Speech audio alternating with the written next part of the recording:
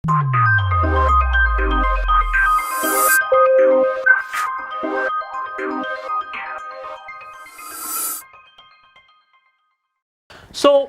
now we are going to study our next, that is a cleansing agent.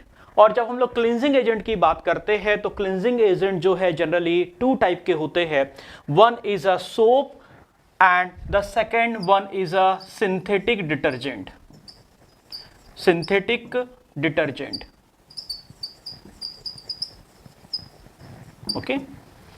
Although sometimes soaps are also considered to be a detergent, है ना. तो यहां पर हम लोग जो आज स्टडी करने जा रहे हैं वो स्टडी कर रहे हैं सोप या डिटर्जेंट वर्सेस सिंथेटिक डिटर्जेंट. अब सोप और डिटर्जेंट कई बार हम लोग जो है इस टर्म को बहुत ही कॉमन या वेग तरीके से हम लोग यूज कर लेते हैं, लेकिन दोनों के बीच में टेक्निकल डिफरेंस है जिसके बारे में आगे हम लोग डिस्कस करेंगे. तो सबसे पहले हम लोग सोप की बात करते हैं कि सोप क्या है. तो यदि हम देखें तो बहुत लंबे समय से ही जो है एग्जैक्टली हम लोग ये तो नहीं कह सकते कि ह्यूमन सिविलाइजेशन ने सोप या सोप जैसे सब्सटेंसेस का यूज कब से चालू किया, लेकिन यदि हम इंडिया की यदि हम लोग बात करें तो हम जानते हैं कि सोप या जो डिटर्जेंट है आज के समय में जो हम लोग यूज कर रहे हैं, these are certainly mean to say कि these are produce in industries, और इंडस्ट्रीज से हमारे पास में डिफरेंट फॉर्म में आते हैं. और इस तरीके से यदि हम लोग देखें तो जो सोप या डिटर्जेंट की जो डिस्कवरी हुई है केमिकल पॉइंट ऑफ व्यू से, that is not more than 100 year old, है ना. वो करीब करीब 100-150 साल से पहले नहीं थे सिंथेटिक टाइप के, यानी जो इंडस्ट्री में बनते थे. लेकिन यदि हम इंडियन सिविलाइजेशन की बात करें तो हम जानते हैं कि इंडियन सिविलाइजेशन में बहुत पहले से कुछ ऐसे नेचुरल हर्ब्स का यूज हो रहा था जिसमें सोप जैसे क्लिंजिंग प्रॉपर्टी थी, है ना. यदि आप अपने पेरेंट्स पर्टिकुलरली मदर या अपनी दादी से यदि आप पूछेंगे कि यदि आप दादी से यदि पूछते कि दादी जिस समय आप कम उम्र के थे उस समय आप अपने बालों को धोने के लिए किन चीजों का इस्तेमाल किया करते थे, तो वो आपसे कहेंगे कि बेटा उस समय हम लोग शैम्पू या डिटर्जेंट या सोप का यूज नहीं करते थे, हम लोग यूज किया करते थे रीठा और शिकाकाई. और ये दो जो नाम है ये जरूर आपने पढ़े होंगे कि रीठा या जो शिकाकाई जो है, रीठा और शिकाकाई ये नेचुरल फ्रूट और बार्क है. और इसकी सबसे खास बात ये होती है कि इस रीठा और शिकाकाई जो कि नेचुरल हर्ब है, इंडिया में बहुत ज़्यादा क्वांटिटी में और इजीली मिलती है, उसे क्या किया जाता था कि उसे वाटर में डिप करके रख दिया जाता था और फिर 1 या 2 घंटे के बाद में, कई बार गुनगुने पानी में उसे डिप करके रख दिया जाता था और 1 या 2 घंटे के बाद में उस रीठा और शिकाकाई को बाहर निकालकर उसे जब इस तरीके से शेक किया जाता था, बबलिंग की जाती थी, तो उसमें फ्रॉथ या लेदर यानी झाग बनना चालू हो जाता था और उसका इस्तेमाल जो है बालों को धोने के लिए शैम्पू की जगह किया जाता था, है ना.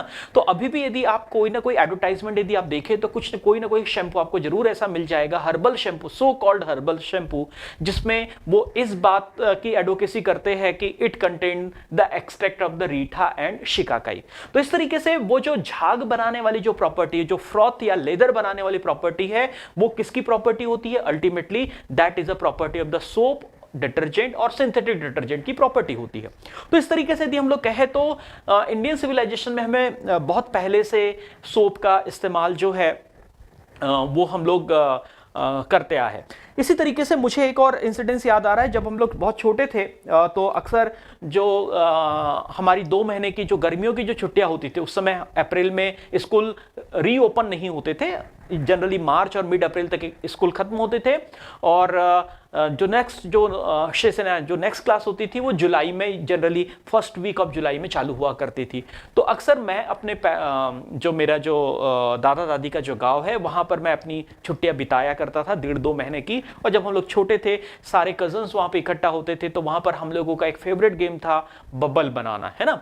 कि आज के समय में सोप सॉल्यूशन और बबल मेकर मार्केट में इजीली अवेलेबल है कि सॉल्यूशन होता है, उसमें डिप कीजिए, फूकिए तो खूब सारे बबल्स आपको मिलेंगे. इस तरीके से सोप बबल बनते.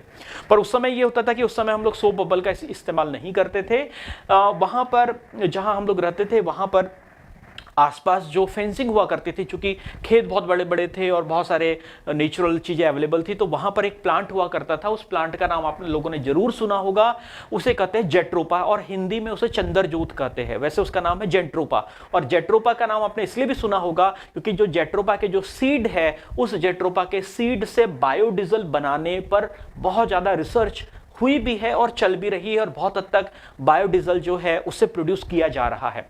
तो जो जेट्रोपा जो होता था, उसकी सबसे खास बात ये होती थी कि जब जेट्रोपा की जो लीव्स थी, जब आप उसे तोड़ते थे तो उसके अंदर से एक लिक्विड निकलता था, है ना, एक लिक्विड टाइप का निकलता था, ट्रांसलूसेंट टाइप का एक लिक्विड होता था। उस लिक्विड को हम लोग क्या करते थे, उस लिक्विड को हम लोग एक कंटेनर में इकट्ठा कर लेते थे। जब आप उसमें थोड़ा सा वाटर मिलाते थे और जब उसे आप फेंटते थे या उसे फ्रॉथ मतलब उसे आप मिक्स करते थे, और फिर उसमें आप एक एंगल डालकर जब आप उसमें इस तरीके से फूंकते थे, ब्लो करते थे, तो वहां पर अच्छे खासे बबल्स निकला करते थे। तो इस तरीके से यदि हम लोग कहें तो ये जो फ्रॉथ या झाग या लेदर बनाने की जो प्रॉपर्टी होती है, ये सोप और डिटर्जेंट में तो होती है, लेकिन इसके साथ में नेचर में भी बहुत सारे ऐसे इंग्रेडिएंट है, प्लांट्स है, जिनमें ये ऐसे केमिकल्स पाए जाते हैं जिनमें फ्रोथ या झाग बनाने की प्रॉपर्टी होती है। और प्लांट या हर्ब्स में जो केमिकल होते हैं, जो फाइटोकेमिकल्स होते हैं, उन फाइटोकेमिकल्स को हम लोग कहते हैं सैपोनिन्स। उन्हें हम क्या कहते हैं, जनरली हम लोग क्या कहते हैं, उन्हें सैपोनिन्स कहते हैं। तो ये जो सैपोनिन्स है, ये saponin although these are glycoside. अब ग्लाइकोसाइड क्या होते हैं ये फिलहाल इस चैप्टर में हम लोग नहीं पढ़ेंगे, लेकिन glycoside are the some important chemicals present in a plant that are useful for our human being. हम ह्यूमन बीइंग के लिए मेडिसिन का काम करते हैं ग्लाइकोसाइड। तो उन्हीं ग्लाइकोसाइड्स में से एक टाइप होते हैं सैपोनिन, और जिन प्लांट में ये सैपोनिन्स होते हैं उनमें झाग बनाने की, उनमें फ्रॉथ बनाने की, उनमें लेदर बनाने की प्रॉपर्टी होती है।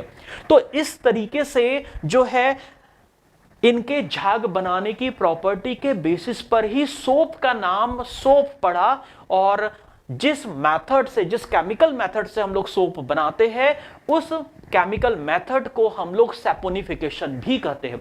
तो आइए हम लोग समझने की कोशिश करते हैं कि जो सोप है वो केमिकली क्या है और किस तरीके से उसे हम लोग लैब में या हम लोग घर में केमिकल से यदि हम लोग अरेंज कर ले और प्रॉपर प्रिकॉशन रखे तो हम लोग घर में भी सोप को बना सकते हैं। तो आइए हम लोग समझने की कोशिश करते हैं कि सोप क्या है और सैपोनिफिकेशन क्या होता है।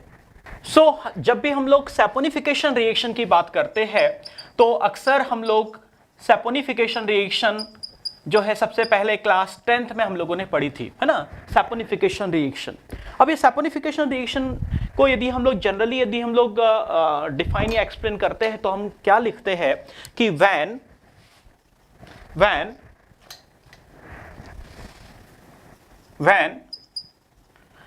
any carboxylic acid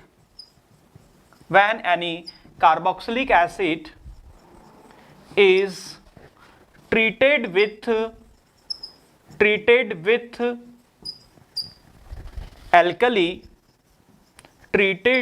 alkali, then soap like products are formed.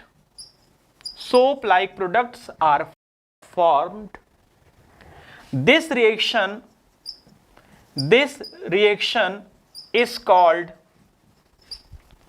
Saponification reaction, है ना, कि जब कोई कार्बोक्सिलिक एसिड को हम लोग किसी एल्कली के साथ में ट्रीट करते हैं तब सोप लाइक सब्सटेंस फॉर्म होते हैं, जिन्हें हम लोग क्या कहते हैं, इस रिएक्शन को हम लोग सैपोनिफिकेशन रिएक्शन कहते हैं।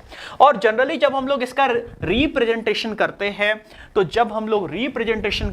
तो रिप्रेजेंटेशन हम लोग कुछ इस तरीके से करते हैं कि RCOOH, वेयर R की जो वैल्यू होती है वो H से लेकर लॉन्ग चेन कुछ भी हो सकती है। When treated with the alkali, generally we use the sodium hydroxide, sometimes we use potassium hydroxide.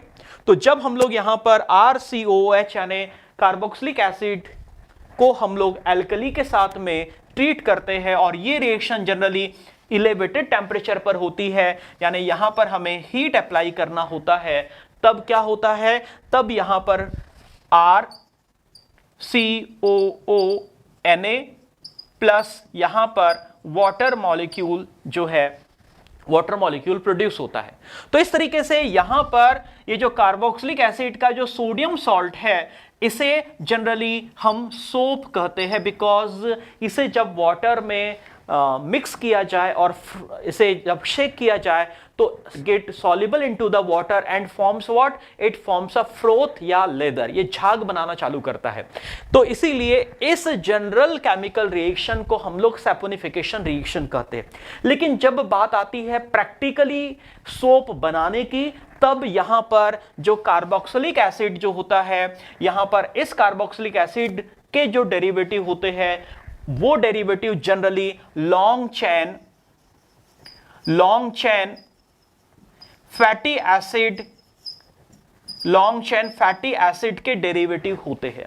और जनरली जो लॉन्ग चेन फैटी एसिड होते हैं, ये लॉन्ग चेन फैटी एसिड हमें मिलते हैं वेजिटेबल ऑयल्स में। जो जनरली वेजिटेबल ऑयल्स होते हैं, वेजिटेबल ऑयल्स में हमें लॉन्ग चेन फैटी एसिड होते हैं। और प्रैक्टिकली सोप बनाने के लिए हम लोग long chain fatty acid containing जो वेजिटेबल ऑयल्स होते हैं, इन वेजिटेबल ऑयल्स को हम लोग यूज करते हैं। अभी जो वेजिटेबल ऑयल है जनरली यदि हम लोग देखें तो ये जो वेजिटेबल ऑयल होते हैं, these are nothing but the esters of long chain fatty acid, है ना। लॉन्ग चेन फैटी एसिड्स के क्या होते हैं, ये एस्टर्स होते हैं। तो आइए सबसे पहले हम लोग समझने की कोशिश करते हैं कि जो जनरली जो ऑयल है उस ऑयल का क्या फार्मूला होगा। तो जो ऑयल है, वेजिटेबल ऑयल्स होते हैं, इनका यूज हम लोग सोप बनाने के लिए करते हैं। और यहां पर जो ऑयल होते हैं, इन ऑयल का जो जनरल फार्मूला होता है वो इस तरीके से होता है। जो जनरल फार्मूला होता है वो इस तरीके से होता है।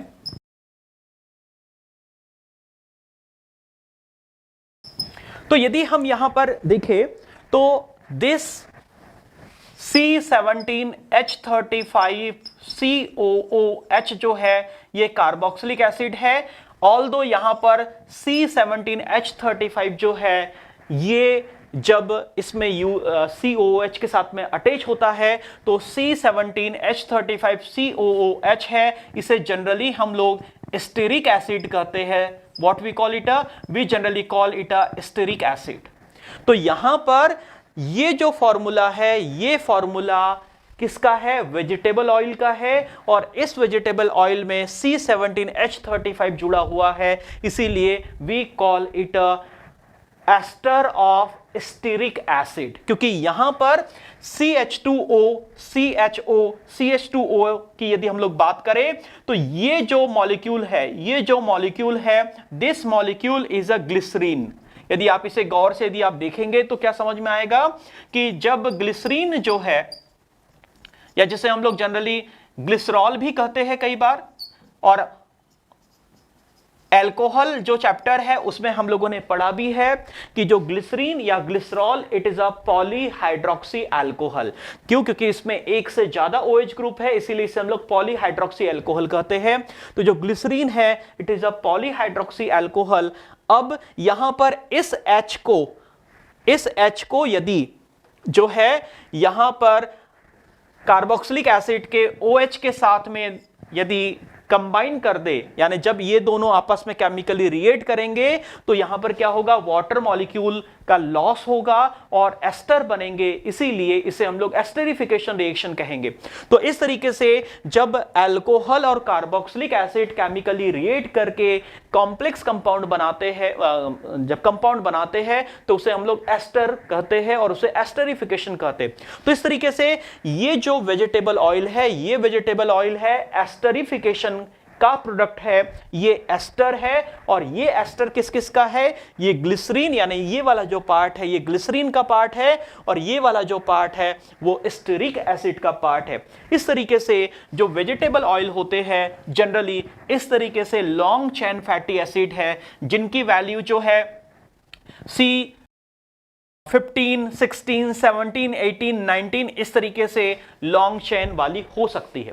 तो यहां पर ये जो फॉर्मूला है, ये फॉर्मूला क्या है, ये फॉर्मूला वेजिटेबल ऑयल का फॉर्मूला है। जब इस वेजिटेबल ऑयल की रिएक्शन हम लोग alkali, strong alkali like sodium hydroxide के साथ में करते हैं, है ना, क्या किया जाता है जनरली, यदि हम लोग लेमैन की लैंग्वेज में यदि हम लोग बात करें तो एक नॉन कोरोसिव जो कंटेनर है, उस नॉन कोरोसिव कंटेनर में हम लोग ऑयल लेते हैं, उसे सुटेबल टेम्परेचर पर हीट करते हैं, और उसमें हम लोग सोडियम हाइड्रोक्साइड का कंसंट्रेटेड सॉल्यूशन मिक्स करते हैं और उसे अच्छे से स्टिर करते हैं।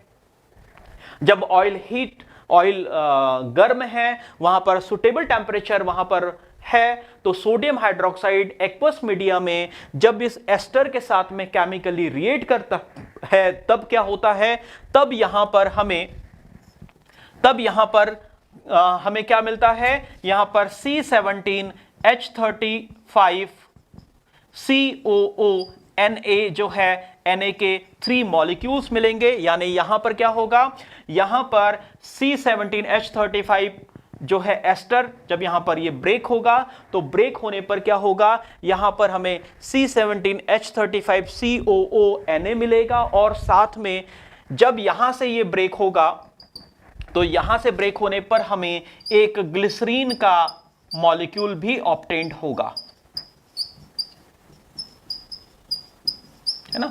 तो इस तरीके से क्या हो रहा है कि जब हम लोग वेजिटेबल ऑयल को, जो कि हायर फैटी एसिड के एस्टर्स है, इन्हें जब हम लोग sodium hydroxide, strong alkali like sodium and potassium hydroxide के साथ में जब हम लोग ट्रीट करते हैं, तब हमें यहां पर C17H35 COO Na के 3 मॉलिक्यूल और 1 मॉलिक्यूल ऑफ ग्लिसरीन हमें ऑब्टेन्ड होता है। तो यहां पर ये जो हमें सोडियम स्टीरेट ऑब्टेन्ड हुआ, यहां पर यदि हम लोग देखें तो इसका नाम क्या होगा, this is a stearic acid and this is what, this is a sodium salt, तो we call it a sodium stearate. इसका नाम क्या होगा, it would be a sodium stearate. तो ये जो सोडियम स्टीरेट है, ये सोडियम स्टीरेट जो है, it is a water soluble, it is what, it is a water soluble and it produces froth या झाग या लेदर बनाता है, that's why we call it a soap and this chemical reaction is called the saponification reaction, है ना। तो इस तरीके से हम किसी भी ऑयल को यहां पर यूज करके हम इस रिएक्शन को प्रोसीड कर सकते हैं और हम यहां पर सोप लाइक स्ट्रक्चर बना सकते हैं। लेकिन यहां पर एक चीज हमें ध्यान देना है कि हम कोई भी एल्कली का यूज नहीं कर सकते। We can use only sodium hydroxide और we can use only potassium hydroxide. Why? Because the sodium and potassium salt of the soap are soluble into the water only, है ना। यानी कहने का मतलब यह है कि यदि हम सोडियम और पोटेशियम हाइड्रोक्साइड का यूज करके जब हम लोग सोप बनाते हैं, तो पहली प्रॉपर्टी ये होनी चाहिए सोप की कि this soap should be soluble into the water. और हमें एक्सपेरिमेंट से ये पता चला कि केवल सोडियम और पोटेशियम हाइड्रोक्साइड को जब हम लोग एज ए एल्कली के तौर पे यूज करते हैं, तो केवल इन्हीं के जो सॉल्ट है, यानी इन्हीं के जो ये वाले जो बनने वाले जो सॉल्ट है, these are soluble into the water. यदि हम लोग यहां पर पोटेशियम और सोडियम हाइड्रोक्साइड की जगह पर यदि कैल्शियम हाइड्रोक्साइड या मैग्नीशियम हाइड्रोक्साइड का यूज करेंगे, तब भी ये रिएक्शन होगी। लेकिन यहां पर जो मैग्नीशियम और कैल्शियम के जो सॉल्ट बनेंगे, those would not be soluble into the water. जब वो वाटर में सॉल्युबल नहीं होंगे तो सरफेस टेंशन को कम नहीं करेंगे, वो फ्रोथ नहीं बना पाएंगे, झाग नहीं बना पाएंगे, और इस तरीके से वो क्लींजिंग एक्शन प्रोड्यूस नहीं कर पाएंगे, है ना। हम ये भी जानते हैं कि सोप जो है किस तरीके से क्लींजिंग एक्शन प्रोड्यूस करता है, इसको क्लास 10th में भी पढ़ा है और चैप्टर नंबर 5 में भी हम लोगों ने पढ़ा है। तो ये चीज हमें याद रखना है कि सोप कैसे बनाया जाता है। सोप बनाया जाता है वेजिटेबल ऑयल्स क्या होते हैं? Vegetable oils are the esters of the long chain fatty acid. इस तरीके से यहां पर जो है जब वेजिटेबल ऑयल को हम लोग सुटेबली पोटेशियम या सोडियम हाइड्रोक्साइड सॉल्यूशन के साथ में ट्रीट करते हैं एलिवेटेड टेम्परेचर पर, तब यहां पर केमिकल रिएक्शन होती है और reaction result into the formation of the sodium salt of the higher fatty acid that is soluble into the water. It lowers the surface tension, it produces the froth, it produces the action like soap. That's why we call it a soap, है ना। और साथ में यहां पर एक glycerine का जो मॉलिक्यूल है, ग्लिसरीन का मॉलिक्यूल हमें ऑब्टेन होता है। अब यहां पर जब हम सोप बनाते हैं तो क्या होता है, जिस कंटेनर में हम लोग ऑयल को गर्म करके उसमें सोडियम या पोटेशियम हाइड्रोक्साइड मिक्स करके जब केमिकल रिएक्शन कराते हैं और जब केमिकल रिएक्शन पूरी हो जाती है तब क्या होता है, वहां पर हमें एक कोलाइडल जैसा, है ना, वहां पर सॉलिड सोप जैसा स्ट्रक्चर नहीं मिलता, उसमें हमें क्या मिलता है, कोलाइडल जैसा स्ट्रक्चर हमें ऑब्टेंड होता है। क्या होता है, कोलाइडल जैसा एक स्लरी हमें ऑब्टेंड होती है।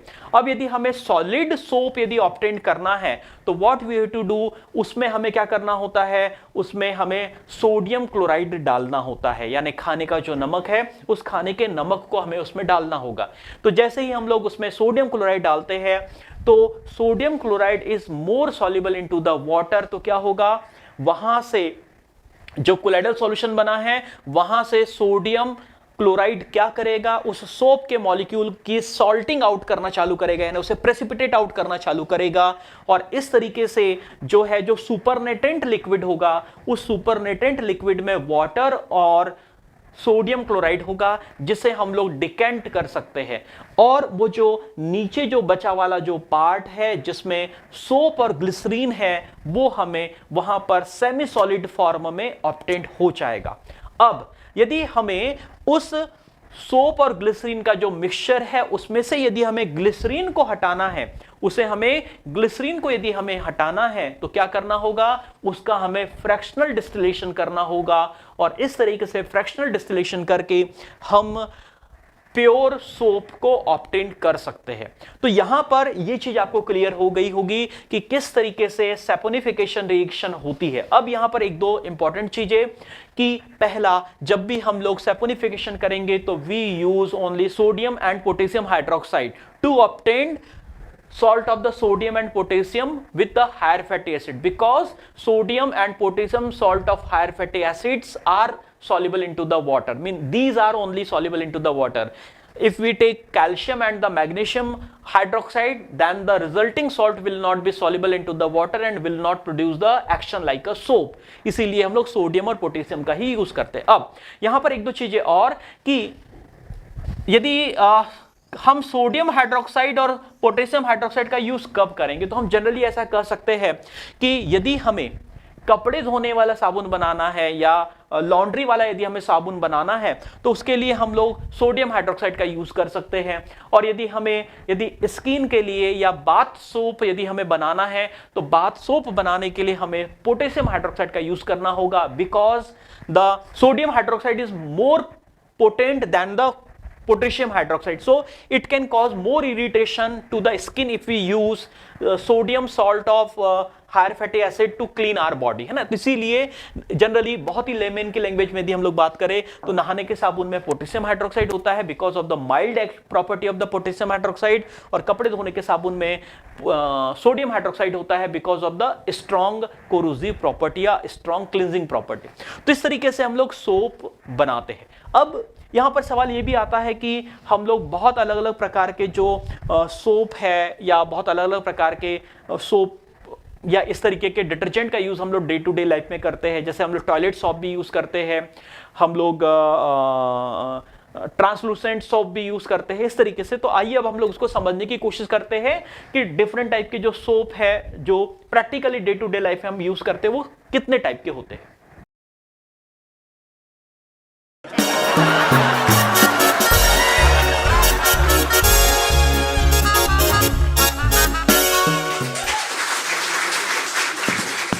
बड़े तू कल क्या कर रहा है? कल मैं बिजी हूँ। क्यों, कहीं जा रहा है क्या? हाँ, कल सुबह पीएम के साथ मीटिंग है। पीएम के साथ?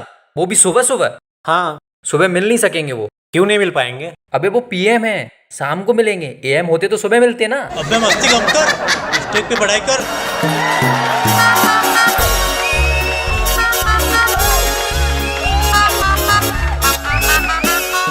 नाउ यदि हम देखें तो यहाँ पर these are the different type of soaps generally being used in our day to day life. जैसे फॉर एग्जांपल टॉयलेट सोप की बात करें तो पर्टिकुलरली टॉयलेट यानी जो बाथरूम में पर्पसली मतलब बाथिंग पर्पस से जो हम लोग सोप यूज करते हैं that are considered to be a toilet soap. Generally जो टॉयलेट सोप होते हैं यदि हम इनका कंपोजिशन देखें तो क्या होगा, these are having a soap, लेकिन किसके सोप हो गए, जनरली ये पोटेशियम हाइड्रोक्साइड के सोप्स होते हैं, क्योंकि हमने देखा है कि potassium hydroxide is somewhat mild as compare to sodium hydroxide, है ना। तो जो टॉयलेट सोप होते हैं ये पोटेशियम हाइड्रोक्साइड के सोप होते हैं। जो एक्स्ट्रा जो एल्कली है ना, चूंकि ये स्किन पर यूज होना है और स्किन पर कोई एडवर्स इफेक्ट प्रोड्यूस ना करे, इसके लिए जो एक्स्ट्रा जो एल्कली है, इस एक्स्ट्रा एल्कली को क्या कर लिया जाता है, इस एक्स्ट्रा एल्कली को रिमूव कर लिया जाएगा।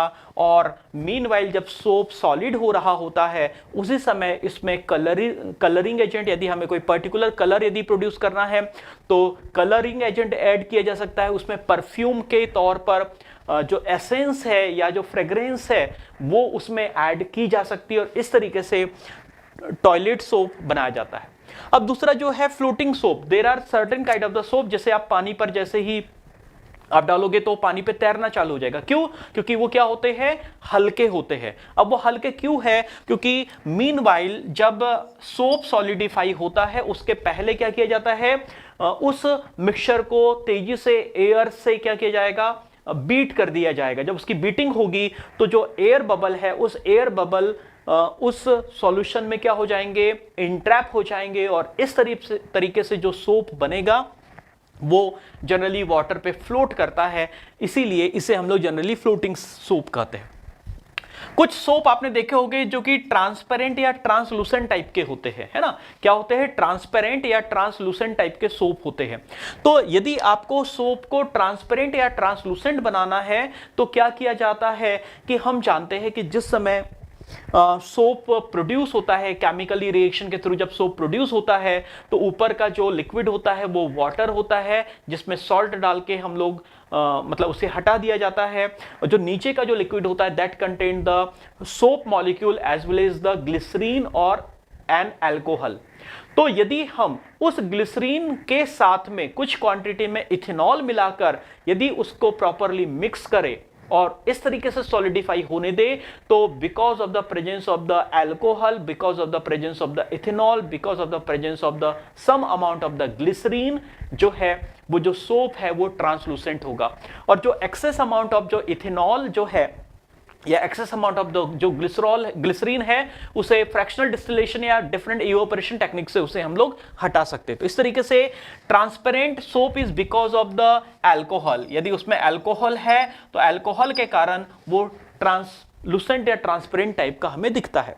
नाउ मेडिकेटेड सोप, अब ये मेडिकेटेड सोप बनाने के दो तरीके होते हैं कि फॉर एग्जांपल यदि हमें नीम की प्रॉपर्टी वाला सोप यदि हमें बनाना है ना, नीम की प्रॉपर्टी वाला यदि हमें सोप बनाना है तो व्हाट वी कैन डू कि कई बार जो ऑयल जो यूज किया जाता है, वेजिटेबल ऑयल यूज किया जाता है, उसी में हम लोग नीम का ऑयल मिला दे और उसको हम लोग सैफोनिफिकेशन करें तो जो सोप बनेगा that will contain the Neem oil, है ना। उसमें नीम ऑयल के जो मेडिकल प्रॉपर्टीज होगी वो उसमें होगी। इस तरीके से हम लोग जो है नीम ऑयल वाला या मेडिकेटेड सोप बना सकते हैं। कई बार ऐसा होता है कि जिस समय हम लोग यहाँ पे ट्रांसपेरेंट सोप बनाने के लिए हमने अल्कोहल का यूज किया, व्हाट वी डू कि we mix some kind of medicinal substance into the alcohol and then mix into the soap while it is being hardened। तो इस तरीके से हम लोग medicated soap भी बना सकते हैं by adding medical substances और medicinal substances।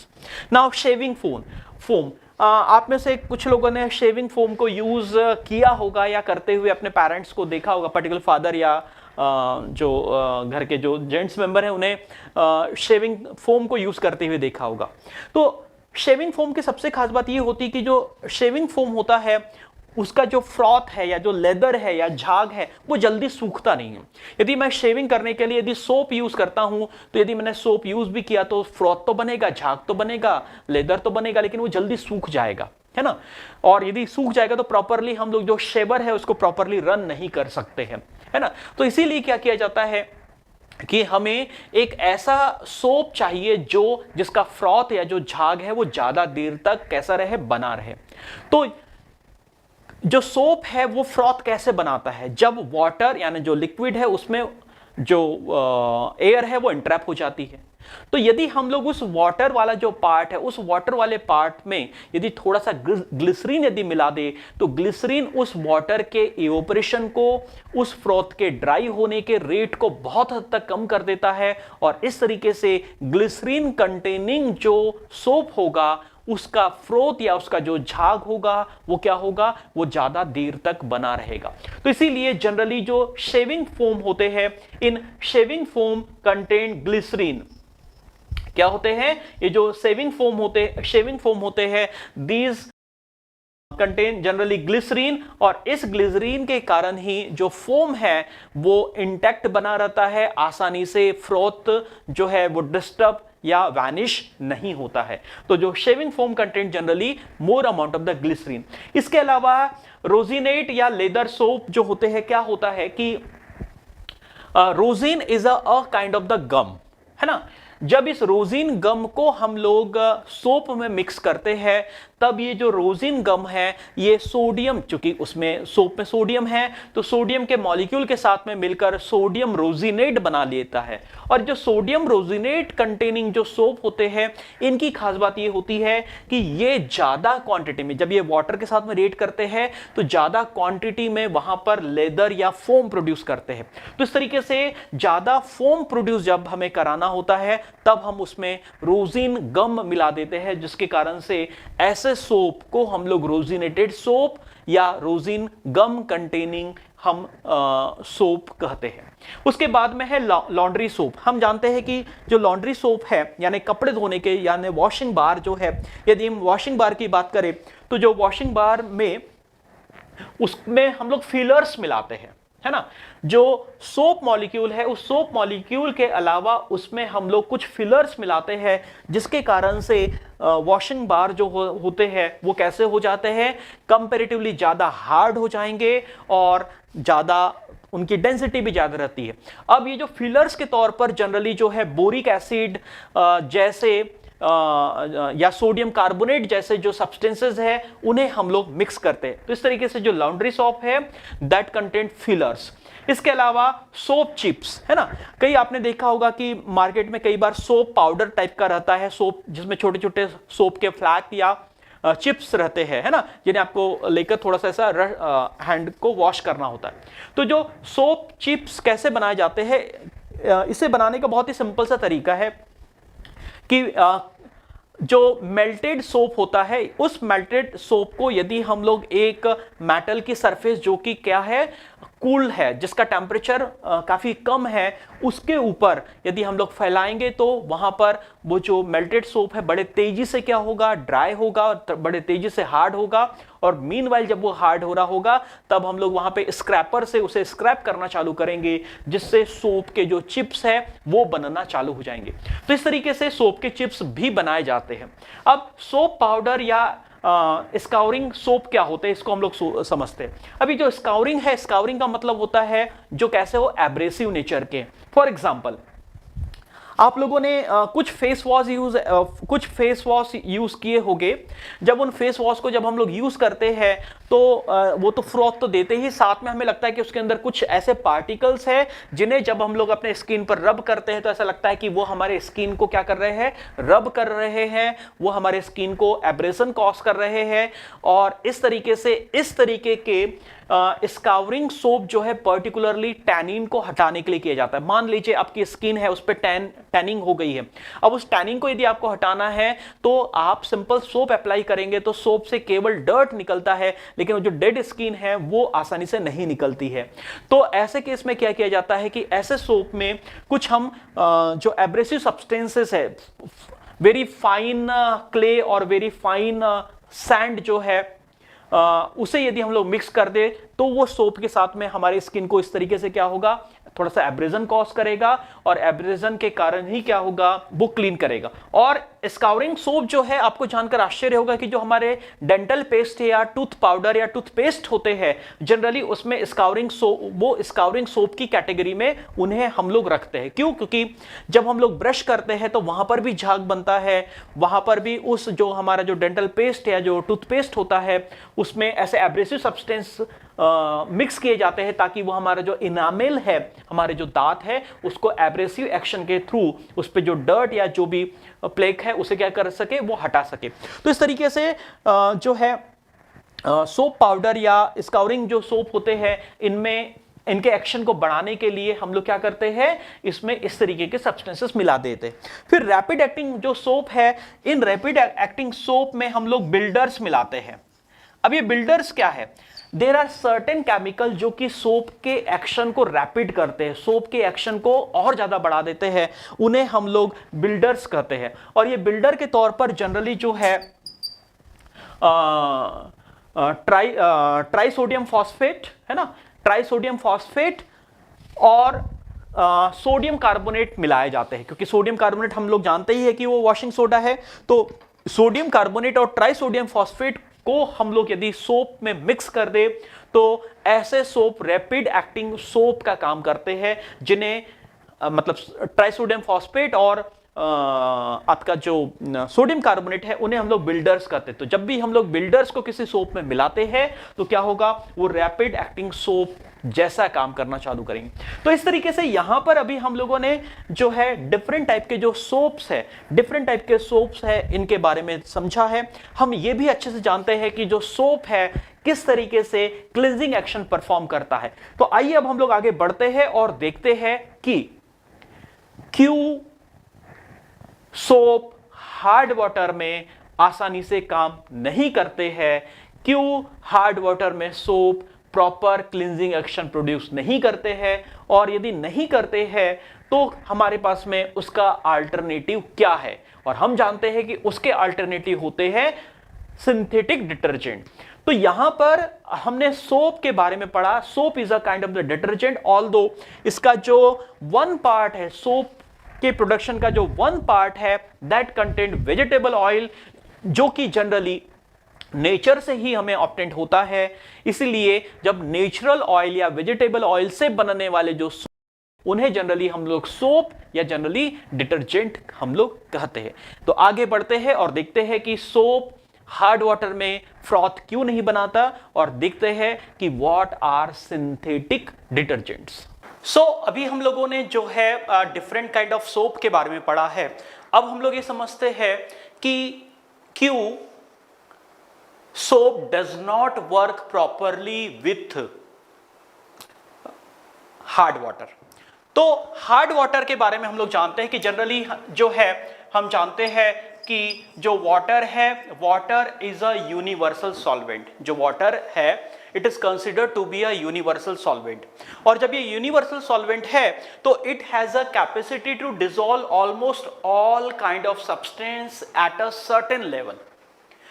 It may be possible that it is not able to dissolve every substance at a large extent, but certainly it is going to dissolve each and every substance at a very small level.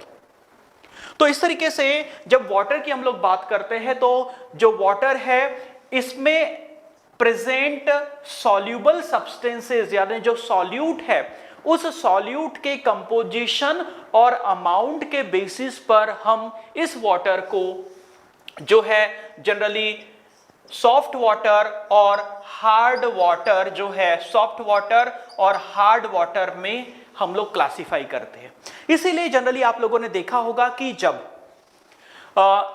Suppose यदि आपका कोई मकान बन रहा है या कहीं पर यदि आपको बोरवेल कराना है, जनरली हमने देखा है कि जब भी लोग अपना इंडिपेंडेंट हाउस बिल्ड करते हैं तो वहां पर जो है वो खुद का बोरवेल करते हैं।